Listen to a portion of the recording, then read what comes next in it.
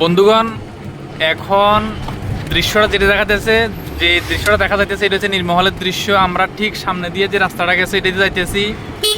এখন ঘটনা হচ্ছে নীরমহলে যাবো কিনা জানি না, সময় যদি পাই দেখা যাক। এখন আবার যে কাজ যাইতেছে ওই কাজে যদি সাকসেস হয় এরপরে যেতে পারি। বাড়ি হচ্ছে উত্তর ভারত চন্দ্রনগর, প্রায় চলে এসেছি প্রায় 60-70 কিলোমিটার কাছাকাছি, যদি আর একটু কম হবে। দৃশ্যটা কিন্তু খুবই সুন্দর, খুবই মনোমুগ্ধকর দৃশ্য, ভালো লাগে। বিশাল জলাশয়, ওই যে নীরমহলের দৃশ্যটা দেখা যাচ্ছে, খুবই সুন্দর।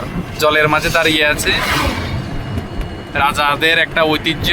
মহারাজা বীর বিক্রম কিশোর মাণিক্য যে প্রাসাদটি বানিয়েছিল গ্রীষ্মের গরম থেকে বাঁচার জন্য, এখানে এসে সময় কাটাতে। আর আমরা এখন সেখানে আসছি, উপভোগ করছি, আনন্দ উপভোগ করছি, ভালো লাগছে। সেই নীরমহলের দৃশ্যটা দেখাচ্ছি।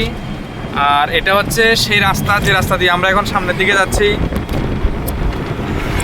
চারিদিকে কি আছে? চারিদিকে আছে শুধু ধান ক্ষেত, কৃষি জমি। যদিও এখন এটা করেনি, হয়তো সামনে করবে।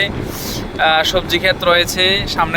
রাস্তা কিন্তু খুবই সুন্দর, ভালো। যতটুকু এসেছি কিন্তু ঠিক আছে, চলা যায়, কোনো অসুবিধা নেই, ফাইন রাস্তা। নীরমহলের দৃশ্যটা কিন্তু ভালোই, খারাপ না।